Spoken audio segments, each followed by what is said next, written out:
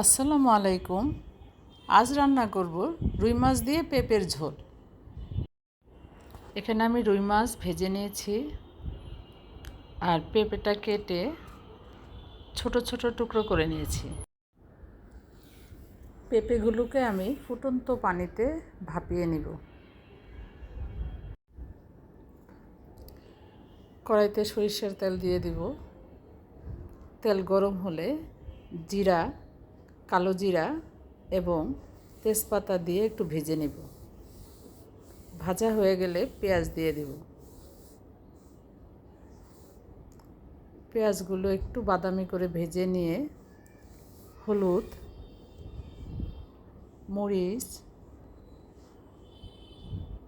ধনের গুঁড়ো, মশলা সবগুলো একদম খুব সামান্য দিব। এবার মশলা কষিয়ে পরিমাণ মতো লবণ দিয়ে দেব। সামান্য আদা বাটা দিব। এবার ভাপানো পেঁপেগুলো দিয়ে দিব।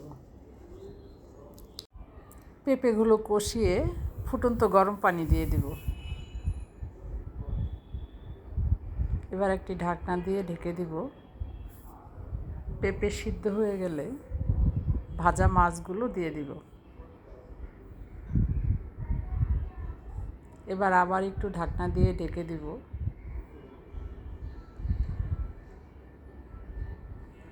এবার হয়ে আসলে